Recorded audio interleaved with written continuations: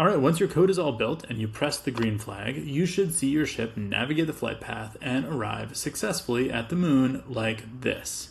But sometimes things can go wrong, and in coding that is totally normal. So in this video, we're going to talk about how to overcome some of the common things that might go wrong in your code. Let's get into it. As you can see here, my ship is successfully going along the course until all of a sudden it hits this sharp turn and off it goes into space and we never make it to the moon. This is an example of one of the things that can go wrong in your project. To fix issues, there are a couple of things that you can control. The first is the location of the detectors. The second is the speed or steps that your ship is moving. The third is its starting location, and the last one is the flight path itself. So we're going to cover all of those in this video. Let's start by digging into the detectors. All right, so to solve this particular problem, what we're going to try first is we're going to get into the costume tab, and we're going to try and move these detectors way out in front, give this a little more space in front of the ship. This will give it an ability to steer a little bit better, hopefully, but let's try it out. So we're going to hit the green flag to test. All right, so that's looking pretty good so far. Let's see if it's able to save itself on the sharp turn. Hey, all right, and look, we successfully made it to the moon and we got a congrats screen. Okay, so in this example, moving the detectors out further in front of the ship solved the problem, and we are able to successfully get to the moon.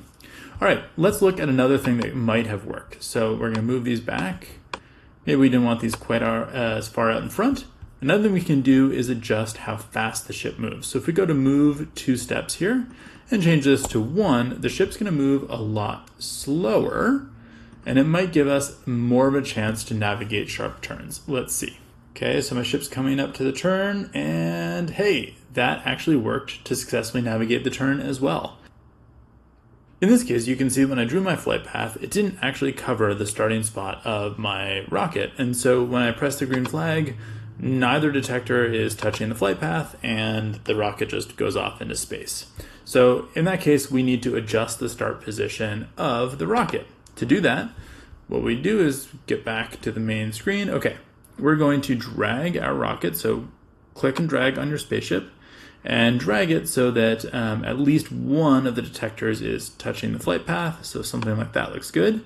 And then you can note the starting position right here. So X is -198 and Y is -111. So in that case, go on up to your code and you can see this block that says go to X at the start of your code. That's going to the starting position. So here we just change those values here to match these values here. So X would be -198, and Y would be -111. Now let's see if that fixes it. Perfect. Okay, so now my rocket is on the path again. In this example, you can see a problem with a flight path that's just too complicated. So my rocket's doing okay up to this point. So we can see I've already slowed down the speed to 1 step, and I've already moved the detectors way out in front, but still when it gets to this angle here, it's just not able to correct and it goes off course. So in this case, really the only thing to do is to fix your flight path. So to do that, you can go back to the stage section, click on backdrops, and go to the backdrops tab. Make sure you have space selected, grab your arrow tool, click on your flight path, and unfortunately the only thing to do is to delete it and start from scratch. So I would just try something a little bit less wacky. So maybe just kind of, again, you can even do something like this, but I'd avoid those really sharp corners like that.